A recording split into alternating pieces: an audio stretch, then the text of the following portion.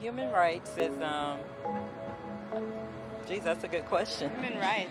Well, that's a tough one. Wow. I don't even know how to give that a definition. I would probably have to do a little bit of homework or something. Yeah, any right that I think just as a normal, human, The rights that humans have. Oh, that's a very large debate. Zu mange ting. Tú le puedes preguntar a 20 personas y te van a dar 20 diferentes opiniones. Non saprei, una domanda complicatissima. We just take them for granted that they're there, but we don't even consider what they are.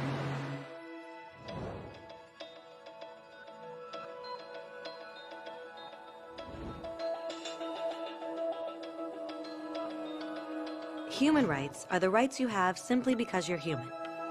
It's how you instinctively expect and deserve to be treated as a person, like the right to live freely, to speak your mind, and to be treated as an equal. There are many kinds of rights. Most apply to a certain group. But human rights are the only ones that apply to absolutely everyone, everywhere. That means kids, old people, poor people, basketball players, garbage men, rappers, teachers, Africans, Indians, Albanians, Christians, Muslims, Kabbalists, atheists, your mom, your dad, your next-door neighbor, and you all have the exact same human rights. In other words, they're universal. But the question remains, what are they? Name the human rights? What the human rights are? The right to live. Equality between all peoples. Right to religion, the right to... Is there supposed to be a list somewhere I should be aware of? According to the United Nations, there are a total of 30 human rights, which are usually lumped together and called simply human rights. They're all listed out in the Universal Declaration of Human Rights, which is the world's most widely accepted document on the subject. But it was a long time in coming. At first, there were no human rights. If you were in with the right crowd, you were safe. If you weren't, well, you weren't. But then a guy named Cyrus the Great decided to change all that. After conquering Babylon, he did something completely revolutionary. He announced that all slaves were free to go. He also said people had the freedom to choose their religion, no matter what crowd they were a part of. They documented his words on a clay tablet known as the Cyrus Cylinder. And just like that, human rights were born. The idea spread quickly to Greece, to India, and eventually to Rome. They noticed that people naturally followed certain laws, even if they weren't told to. They called this natural law, but it kept getting trampled on by those in power. Not until 1,000 years later in England did they finally get a king to agree that no one can overrule the rights of the people, not even a king. People's rights were finally recognized, and they were now safe from those in power. Kind of. It still took a bunch of British rebels declaring their independence before the king got the point that all men are created equal. Which isn't to say he liked the idea, but he couldn't stop them, and America was born. The French immediately followed with their own revolution for their own rights. Their list was even longer, and they insisted that these rights weren't just made up. They were natural.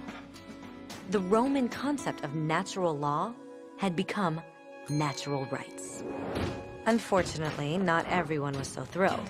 In France, a general named Napoleon decided to overthrow the new French democracy and crown himself emperor of the world. He almost succeeded, but the countries of Europe joined forces and defeated him. Human rights was again a hot topic. They drew up international agreements, broadly granting many rights across Europe. But only across Europe. The rest of the world somehow still didn't qualify.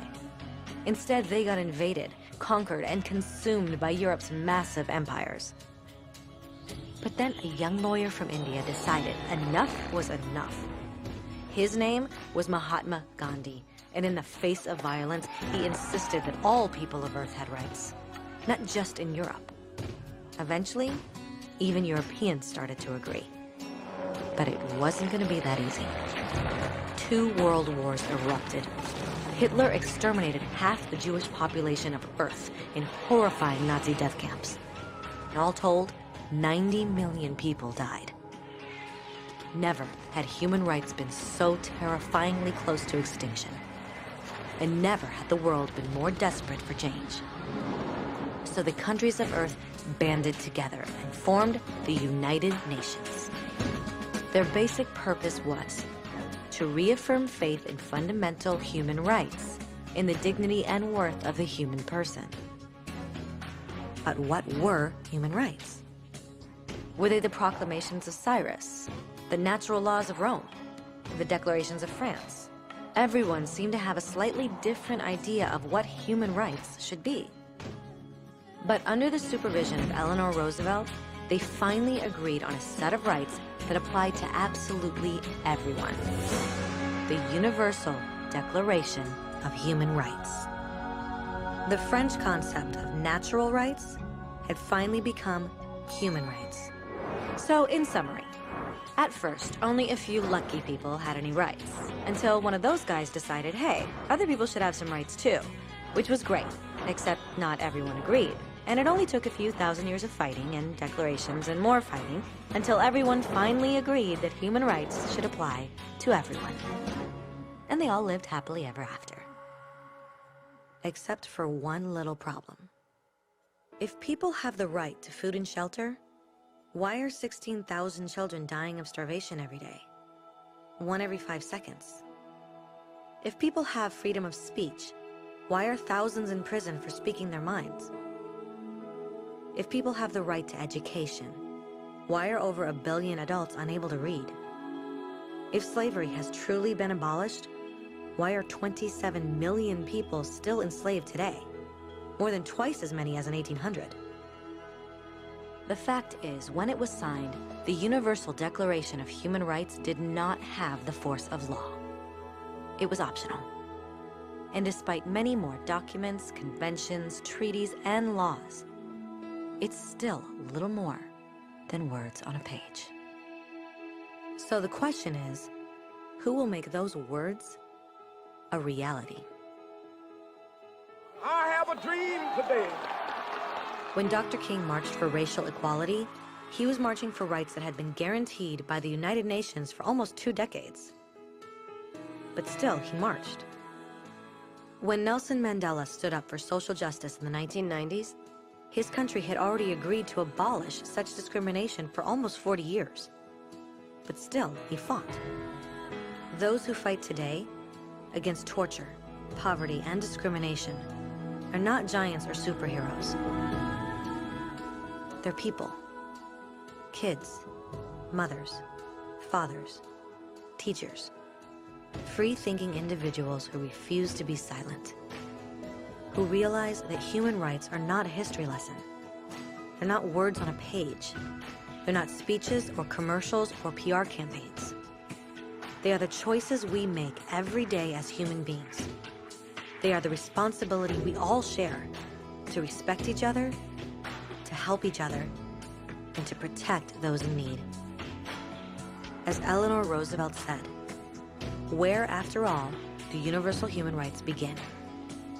In small places close to home. So close and so small that they cannot be seen on any maps of the world.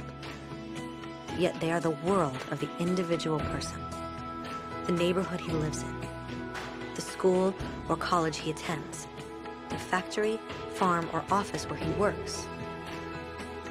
Such are the places where every man, woman, and child seeks equal justice, equal opportunity, equal dignity without discrimination. Unless these rights have meaning there, they have little meaning anywhere.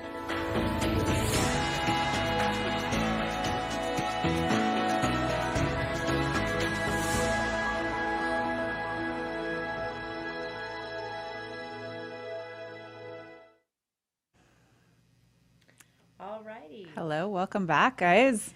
Okay, so we are here again. We are from the organization Youth for Human Rights. Our job is to teach kids about their 30 human rights because we discover many don't realize they have them. Yeah. My name is Andromeda Edison. I'm the president for the California chapter of Youth for Human Rights. So I run the activities here in California. It's a worldwide organization, so I got my little piece of it. With me is my co-host, Alexandra Rogers. Hello, guys. Who also just sort of helps me get things going and keep things running. She also is the executive producer for this show. Yes, and we had a great show last month as well while Andromeda was busy doing other things. Yes, I had it was my husband's birthday. Full disclosure. There you go. So what we do every month is we just kind of chit chat and talk about human rights, specific issues, general issues. And we have a guest this month. We have a good guest this month. Good guest. Nat Nadar. Is that correct? Is that correct? Yay. And they, I know your credentials are kind of long and extensive. I know you do a lot of work with Pasadena. You've run the commission, the Human Rights Commission in Pasadena, California for many years. About how many years? About 18 years. 18 years. And that's how we met. We met because that was the activity. We met through a mutual friend who introduced us, who's Tim Bowles, who also works with Youth for Human Rights. Him and I believe you guys have been friends for quite some time now. For a number of years. Number of years, yes. So I would love to just start with, give us a little history of yourself as to what about human rights, what kind of got you interested. That's maybe can inspire some others who might be interested. It's my pleasure. I think to talk about something about yourself that is meaningful and creates as to why your destiny was to be what you are today. Yeah. You have to go back in your life at a point that you felt that was your destiny. I came originally from Iran at the age of 13 and a half of myself. And when I arrived here, it was at the time of the civil rights movement. And I was truly dismayed as to find out there was slavery in this country. Having had heard so much about United States of America, the land of free, the land of opportunity. And when I left Iran, it was as though I was going to the moon. That's how we perceived United States in Middle East. Right. And I was, again, very upset, and it affected me. So the more I studied about it, the more I found out as to what has been going on. And one incident that I was confronted with gave me more determination to do something about humanity, justice, equality, even at that age. I was at a private school, and for a weekend we went to Smithtown, Long Island. Oh. It was a fair, was put on by the local people, especially the fire department. And at that time, I was not really familiar with white, black, yellow, orange. We were raised in a home environment that no prejudice were taught, nothing except love and respect for human beings. Right. And that's what my parents did. And that's what their life was. And that's how we were raised. Never taught about the color of another person's skin that matters. Right. Nothing about religion that matters. These are really true facts at that age. So there was an incident whereas when I came to find out, there were two Hispanics were at the, you want to call it bar, having beer, and then some, you want to call it now, white people kind of approached them and they started picking on them. Oh. And a fight ensued, and it wasn't their fault at all. And next thing you know, several white people kind of bounced on those two Hispanic young men, and I intervened. I could not stand it, basically, and then, of course, the police officer intervened and broke everything up. And the police officer who was in charge of instigation told the chief of police that these two Hispanic gentlemen started the fight, which was completely out of line. Right. Right. And when I spoke to the chief of police, of course, the headmaster and everybody else were there too, I adamantly defied as to what was happening, and I said, it's not right. I was really angry. And the police officer and the chief at that moment, they said, no, it's not your problem, it's not your business.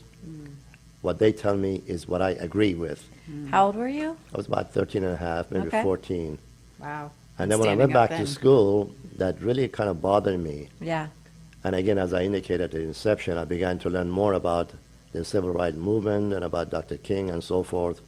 Then ultimately, when I left Lake Grove School about 3 years later, because I was actually 2 years ahead, because in Iran, when you go to school, you're almost about a year, 2 years ahead of the United States with the same grade level. Okay.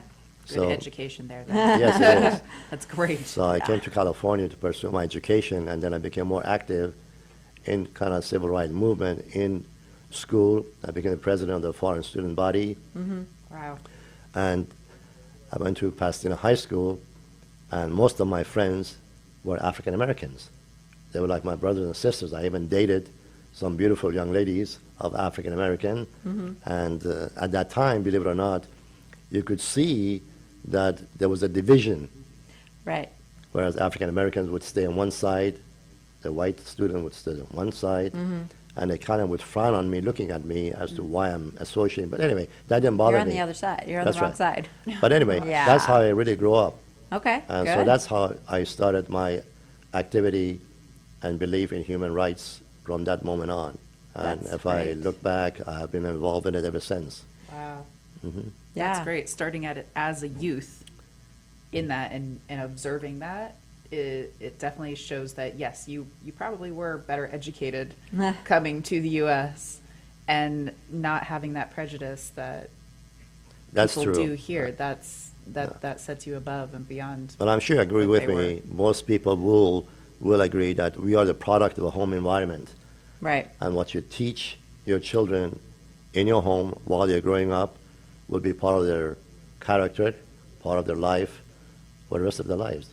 Yeah. Yeah, definitely. That was part of. I was raising my kids and realizing, I can Right. teach my 3 kids these things, and they'll be raised and understand that there's no such thing as color of skin doesn't matter. All those things. What about the whole rest of the world? Right. How do I change that? What do you? I mean, for me, it's education, about educating our kids and the parents on what it is and how they should be talking to them. Do you work in education? Yes, I do. Yeah. The problem is, replying to your question, it would be wonderful if you could wave the magic wand and get every Yes. single person on this planet educated, especially about human rights, about the 30 Right. human rights, Yes. which is everyone's right. But unfortunately, that's not possible. Yes, I need to find that magic wand. That's right. Somewhere. The magic wand is our children. Yeah. That's where we have to begin. Not only within our home environment, not only in schools, but throughout the world. Right. The governments have to step in and say they have really failed miserably, because most governments are not looking for the human rights of people. They might say it, but they're not doing anything about it. Right. That's why we have obstacle problems going on today, not only in our country, but in Yemen, Syria, Iraq, Middle East, and I can mention 10 So other many. countries. Exactly. Human beings are suffering, dying, getting killed, getting raped, getting attacked every day because of their culture, Right. gender, race, and all different And aspects that someone perceives to be not what they want to see. Right. Right. Exactly. And that's like, that's kind of sad. It's the 21st century here we are in. And Right, we have gone through yes. so many wars, so many obstacles, and we are supposed to be further advanced in technology, hopefully education and so forth. But when it comes to a simple, or let's call it simplicity of life, that we're all human beings. Right. Simple as that. Yeah. And we are failing. So that's would be really my direction to proceed, and that's why I began by getting myself involved in a Pasadena Unified Schools for about 22 years. Right. And what I do, I go to a number of classes, 1 hour per month, and that class becomes my class. And I teach them empowerment of life coaching, which includes a variety of subject matters, and part of it is the human rights. Right. Part of it is what's their right. What are they supposed to be doing from standpoint of learning what they are, practicing it, and most importantly, serve humanity. And most Right. importantly, how to overcome hate, prejudice, violence, discrimination, bullying, teasing, harassing, and the list goes on. And the list goes on. And of yeah. course, it's easy to say something, difficult to practice.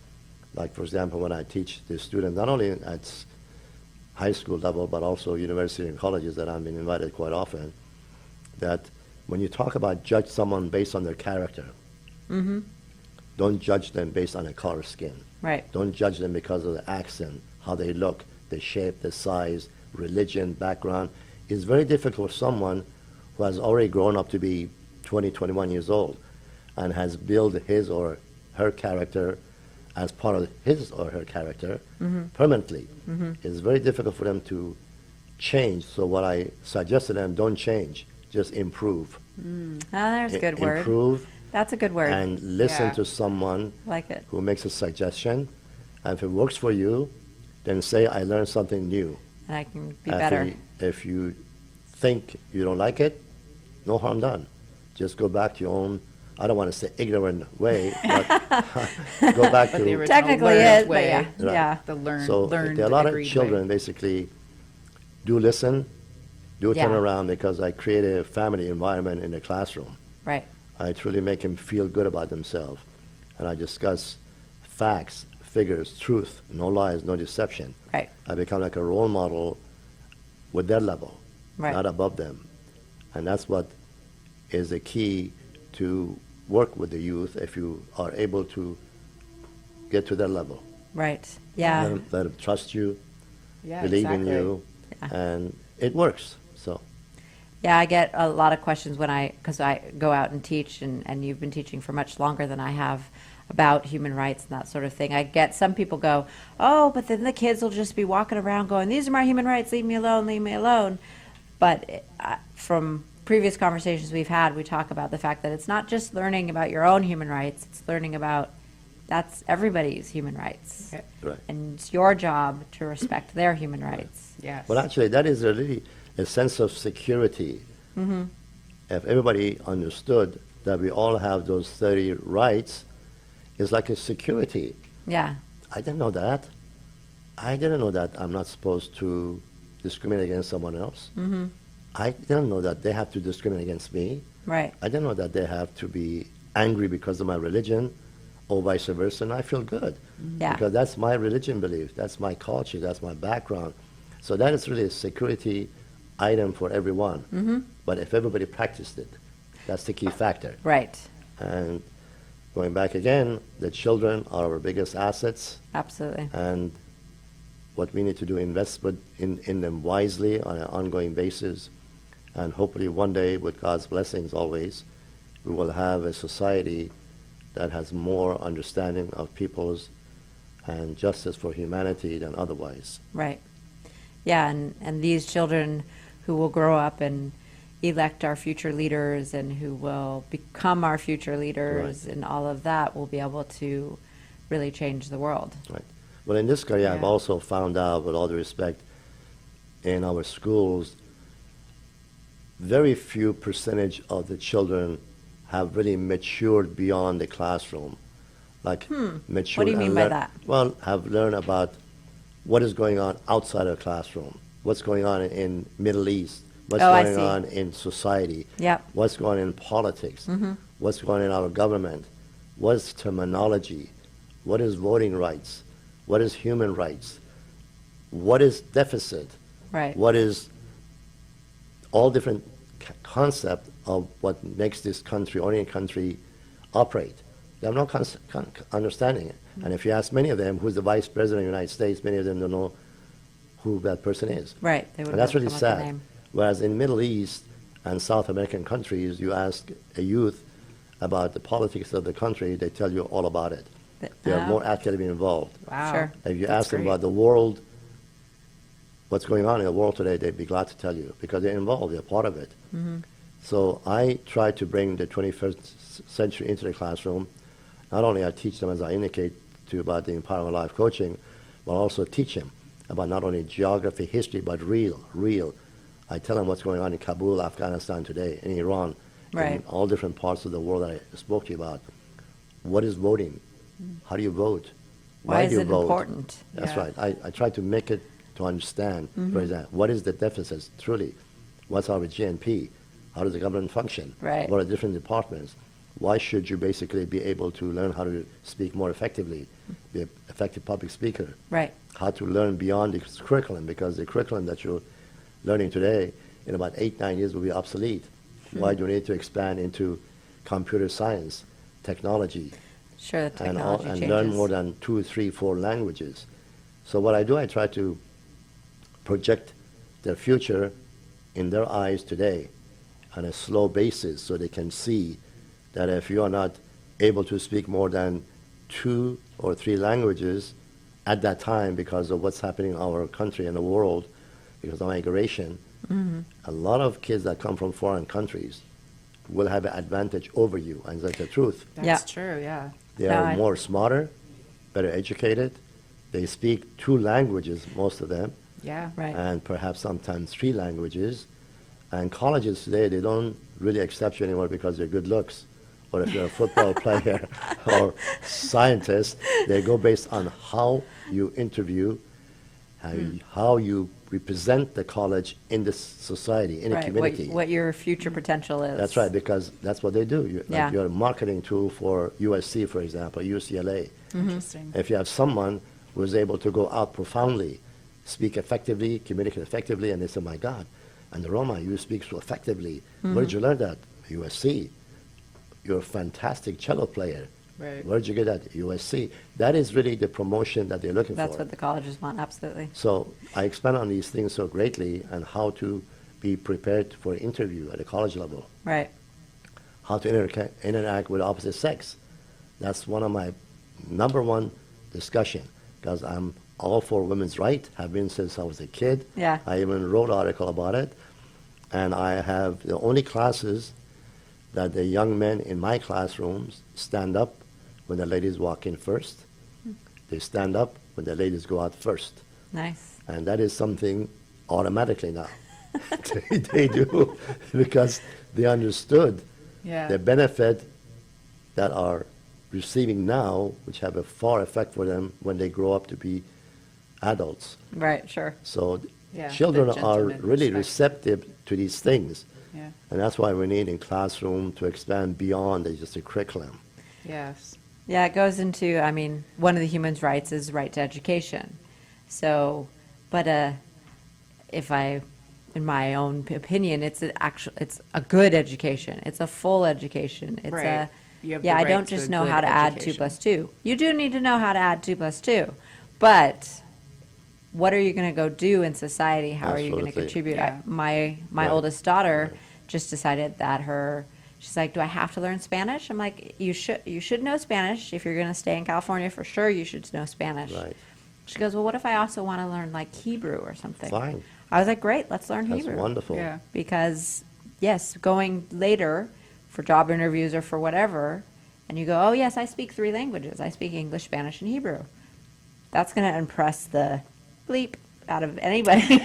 You No, know? but that's really true. Gives them a That's true. better advantage, On yeah. an equal basis, between 3 of us, for example, if we are applying for a job, if we all have the same qualifications, but if one of us has that extra, That's That's the key. That little piece. that's right, that's the key. Right. And you have to teach the students at a young age.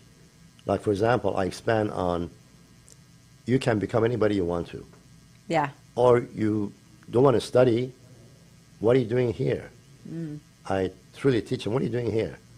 There's a door. Why don't you go get a job in McDonald's, which is a wonderful job. Get a job in Jack in the Box, but I also, It'll pay some really basic bills, but that's also write mathematics and show them. I said, this is what you'll be getting from McDonald's, for example. it. Right, exactly. Now you're in society, living on your own. This is your rent, Right. car payment, insurance, food, gas, medical, and I list them all the way down. Right. An I said, occasional this is what movie. your income is, right? How much in deficit you are already? Right. $1,000 at least. So I said, that's not still bad, but where are you going to live? In one room? That's what For the rest of your for life? Yeah. Or not that the asset money means everything, but you want to have potential of expanding in a better life, not just for yourself, but also to serve humanity at the same time. So look at Right. the difference between this and this opportunity now. Right. You want to become a doctor, engineer, scientist, musicians, nurse, whatever you want to be. Right. Education is the key factor. Right. And also emphasize with the ladies. I say, if I ever hear one of you ladies ever say, Mr. Nadar, I don't want to go beyond high school. My mother, my grandmother, my grandparents got married. They were okay. They took care of them. I said, no, no, no, no. You go as far as necessary. College, Sure. university. Go as far as you can Then go. get a profession. Get a job that you're seeking. Achieve your goals and objectives. Then meet the gentleman that was supposed to come into your life. And now you're independent. Right. You Or don't have to depend on someone for the rest of your life. right. Or if you do end up married and have kids, but then you always have your own thing that you could go do. You're not trapped. You're not Right. stuck. Well, You're but- not whatever. yeah, that word is really very wonderful that you just said, trapped. Right. A lot of women today, with all due respect, even though there's a great me movement, which is great, but more than 2/3 of the world population live in the backward conditions, Sure. backward style of living, traditions, which is so ridiculous. For example, women have no say-so. Yeah. Around the world, They're not even it's- considered a woman. Right. They're only It's considered horrible. to serve the man and so forth. So the list goes on. Yeah. Right.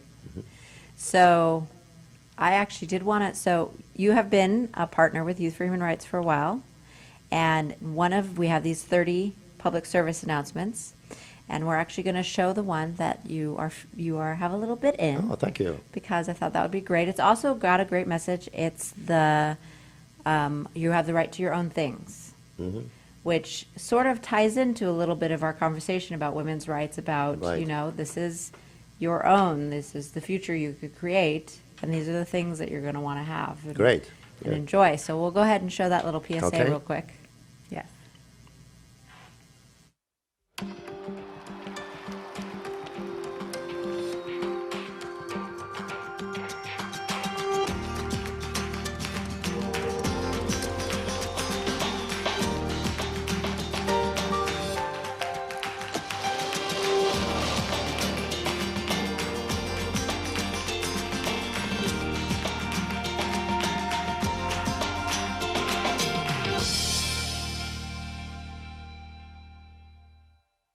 Yeah, that was the red Corvette.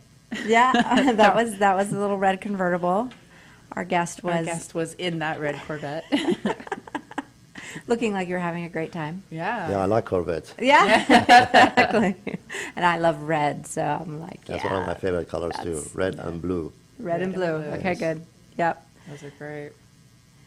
I know. I had a question too, because I feel like some of our correspondents, you were saying when you do activities with the kids, I was curious what kind of activities. Yes, I know your viewpoint is to teach them all these things, but what like particular,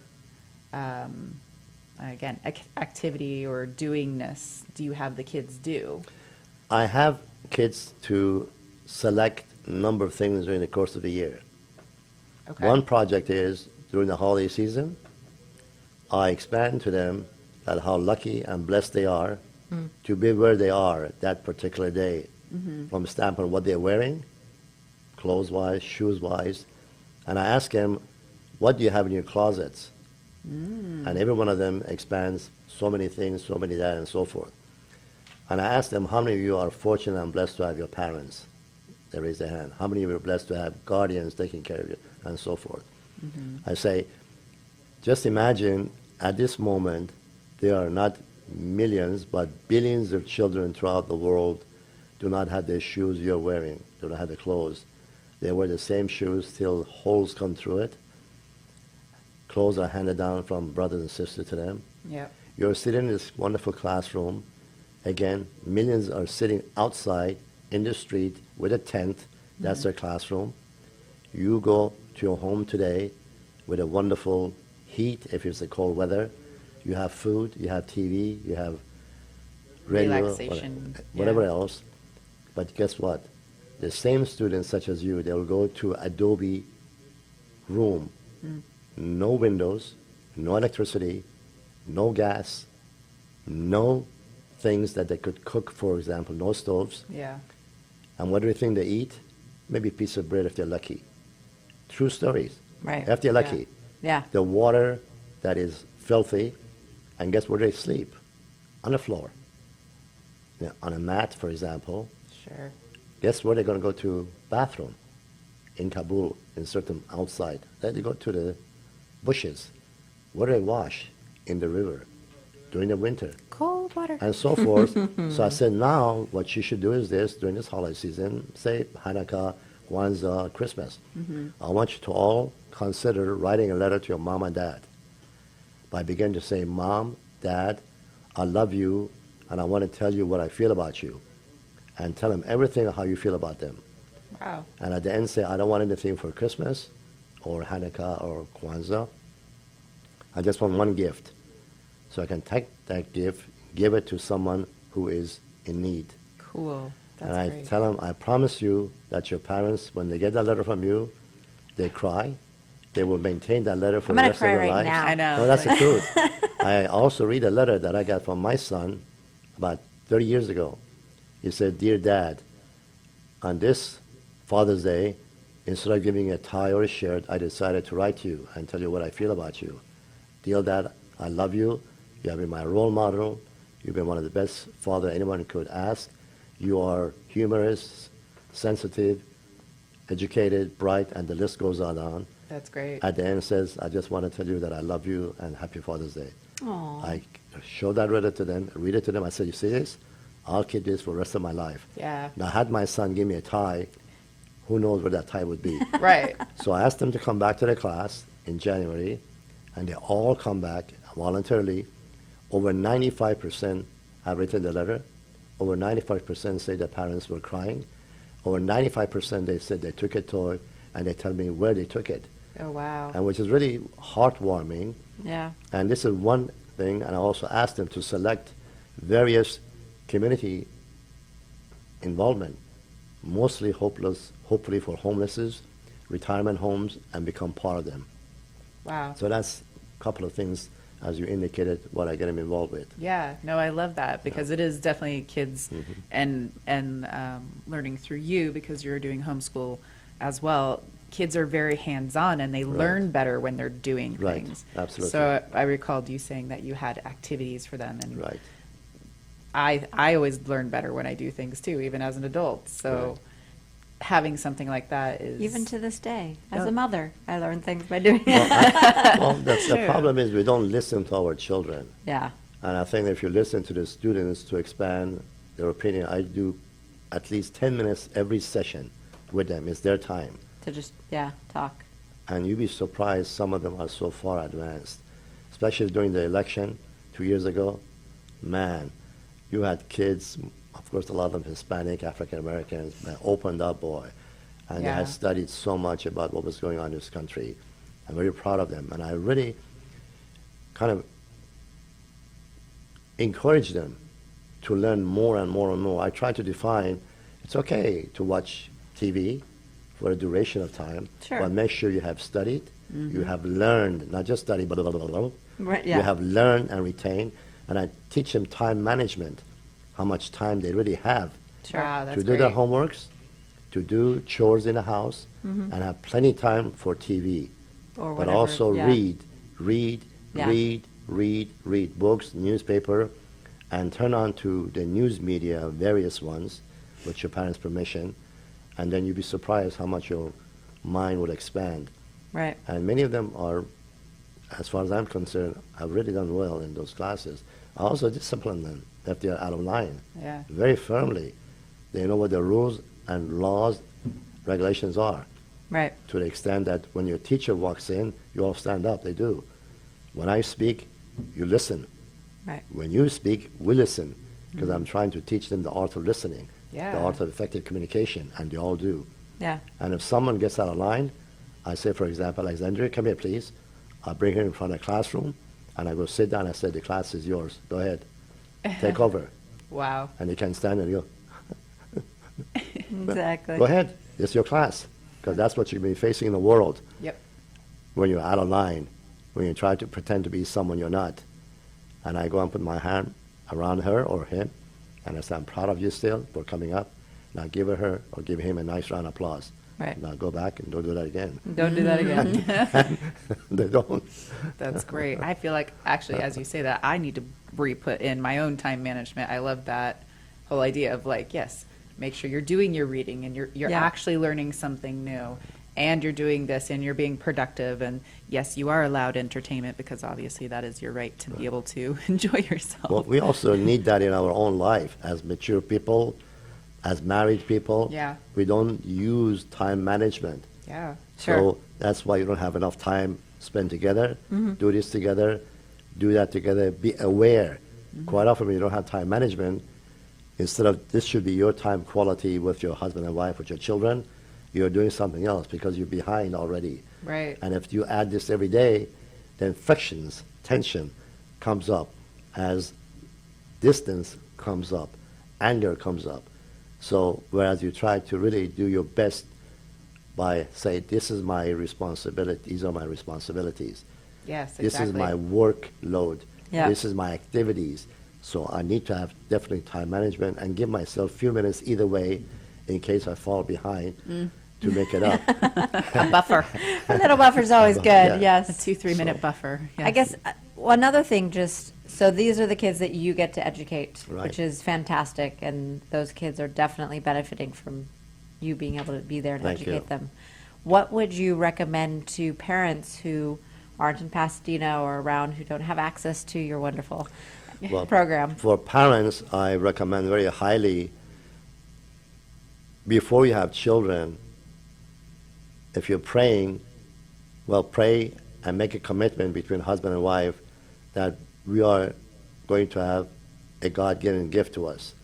And we are going to make sure we are ready, committed, able, and are going to give our beautiful bundle of joy that God's going to give us to provide for her and him the best thing we can possibly: education, love, attention, direction, discipline, all the things that are necessary. Sure. But most importantly, we are going to learn among ourselves not to argue, not to be discriminating, not to be prejudiced, not to be violent, not to use bad words, and so forth. Right. And when the children are given to you through God's blessing as a gift, then of course you work with the child through the primitive years.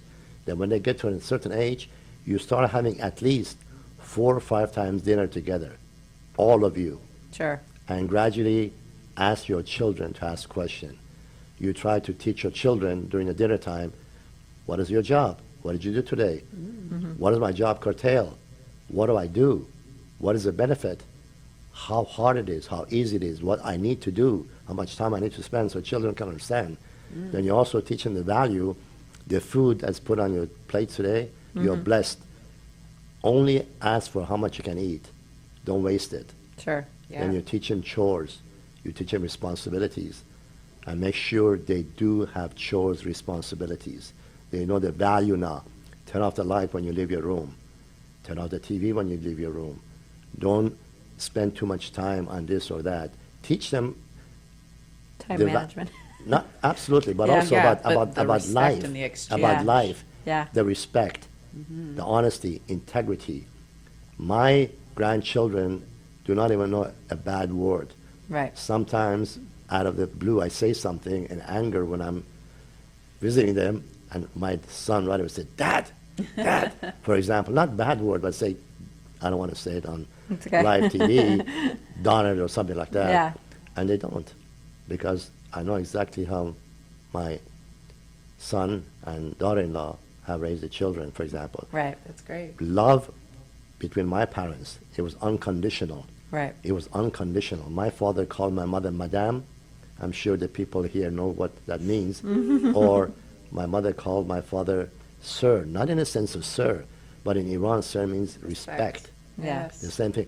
For the 65 years they've been married, Madame, Sir, Yeah. all the time, for example. Devoted that could be. That, Right. that rub off on us. We saw them, and we took it as part of why. Then we, of course, learned. So that's one thing that parents can do with children. And then know at a certain age, a child doesn't need parents. They need mentors. At a certain age, they need friends. At a certain age, they need someone that they can become their best friends. If you're lucky to have your children as your best friends, Yeah. then they can come and confide in you rather than going to someone else. Yeah. They're Yeah. open to speak to you without fear, hesitation, and Yeah. limitation. My children still, my son, for example, he's the executive of a big company, travels all the world, calls me up on a daily basis, all of them. We talk, Dad, what do you think? Sure. I listened to him, I said, then what do you think? Let him Yeah. make the decision, but still, Yeah. still. on Be the sounding board for him, So be the the- point is, you build a relationship that it's wonderful when your son Yeah. or daughter calls up, Dad, I have this obstacle, I have this problem, or Yes. I met this girl, I met that guy, what do you think, for example? Yeah. That's, Yes. that's what's the beauty of relationship. Then you enjoy your children. Right. You enjoy life. Then it's fun. Like our home was open to anyone our children want to bring in. Right. Anyone, any color, any race, any gender. The only thing was ask them, make sure you choose people with good character, people that are really, you can learn from each other, you have common interests together. Sure. No drugs, no alcohol, Right. Yeah. none of any of that stuff, and we were very blessed. I have, for example, 3 African American godsons. They are my godsons. All the time when they call me, hi, Pops, for example, Sure. I love them just like my own children, for example. yeah. I have 2 Armenian, same way, I'm their godson, for example, and the same thing, Papa John or Yeah. Baba June, for Yeah. example. So if you start that really at a young age, but again, what you learn from your parents becomes part of you. Sure. What I have taught my children with God's blessing becomes part of them. And then practicing, that's what the role of parents should be. Yeah. Yeah, I run into parents who sometimes have difficulty with it and they're struggling with it, and it's more like just start with doing your best right Right. now. Yeah. This is your target. This is Right. where you want to get to. Just get there. Yeah, Do your work with best. them. Yeah, work. Let them Yeah. really. Children like challenges. They Yes. like, Yes, they like they to do. see their future. They like to earn. They don't Yes. like They being like bored. to make money. No. So if you chores, give them some money, not to spend it, but say, This why is don't the you do this? And what do you think you should do now? Yeah. We talked about saving. Right. Right. Like, for example, for birthdays, holidays, the tradition I started many, many years ago was instead of sending your grandchildren gifts, send them a bond. And I would buy bonds of $100 for $50, $200 for $100. My grandson, when he became 18, he had over $26,000 Nice. because every family member would do the same thing. Nice. So all of them have that, and that's what you really teach them, and they know the value of money now. Yeah. They also know the value of savings, for example. And so the parents can do so much, Right. so much. And you just Yes. take those steps one at a Right. time, and if you're having trouble, you can just get it Yeah, better and better at it. And they'll- always, there's always a way. always commend them. Yeah. Tell them how much you love them, how much Yeah. you're proud of them, and truly show them that they mean something special to you Yeah. and how lucky you are to have them. Yeah. Share that with them. Don't hold back. Doesn't matter what age they are. And the words that we use, we don't use quite often as we should. For example, love, Right. for I love you, example, and so forth. well done, and Hugging. Yeah. I'm one of the biggest hugger in whole Pasadena. I can attest to that. Affection. He loves to hug. It's good. So Yes. Yes. That's There's great. Yeah, I mean, there's- it makes me think of like things of you and what you do and with your kids. It's amazing. Yeah, I totally see that, and I agree. Yes, well, we are one big family, all of humanity, Very in and true. of itself. That's right. So, and I also talk a lot, and mentors and other people outside of the parents. Sure. You are setting the example for these kids as well. Right. The aunts, Yes. absolutely. that those people, we all set an example for our kids. Right, So it's right. really every adult's responsibility That's to right. help raise. Well, the point you just brought up, we're all family. We really are. We Yeah. are one family under God. And no if matter you what you look enter like. anywhere, look at two lovely ladies. You are in some ways related to me, Right. even though absolutely. not by blood, but we are human beings. Yes. Yeah. I look at you that way. I'm feeling very comfortable. As I walked in the studio today, I saw the gentleman. I said hello to them. I feel very comfortable. Right. I found out where they're from. I said a few words with them. anywhere that I go, basically, I feel the same way. Yeah. I don't feel out of place. I don't feel going to look down on me and so forth, nor do I look down on. I look at them with respect and dignity. Right. I don't put my foot into my mouth all the time, for example. Right. But I know to get along. Well, this has been fabulous. Thank you so much. Our show is already over. I know these times go so fast They do every go single fast. time, but thank you so much for coming. My pleasure. Thank you for Loved sharing talking with us. you. Yes. It's been very great. I think there's some great advice in this show for parents and for really anybody who interacts with kids, which is all of us. Yes. So again, thank you very much. My Thank pleasure. you. If anybody wants to find out about the Youth for Human Rights program, you can go to our website, youthforhumanrights.org, and find out more. And And if you're been lucky great. enough in Pasadena to attend one of his classes, then Get your kids into one of his oh classes. my goodness, yes. How can people find you or get more information? Where should they go? Well, they can contact you, and They you can contact me. That sounds You can good. contact me. We'll connect you up Sure. if it's a good fit. Okay, good. Thank Right. you guys. Thank you. Thank See you. you My next pleasure. Thank show. you so much. Thank you.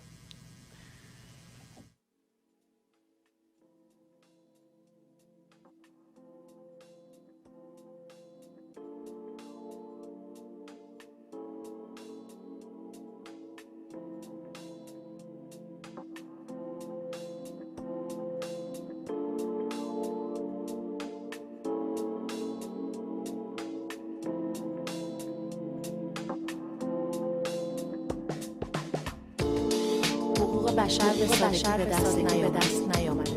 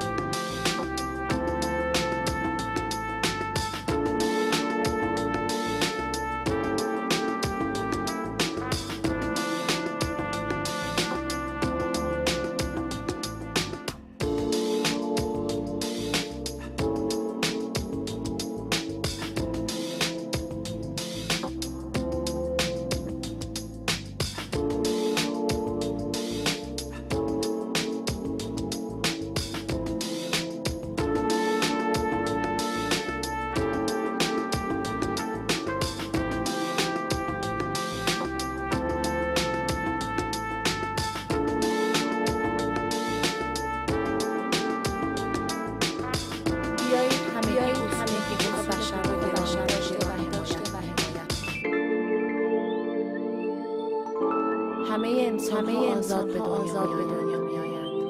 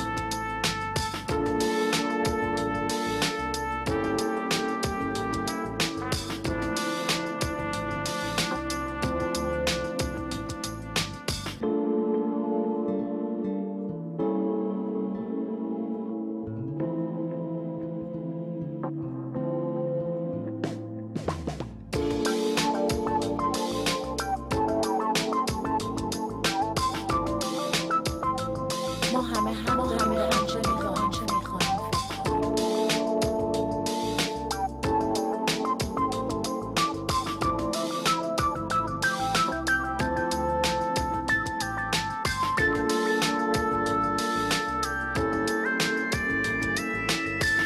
آزادی بیان، آزادی سخن گفتن بدون سانسور و محدودیت است. ما همه حق تبادل آزاد عقاید و نظرات خود را داریم.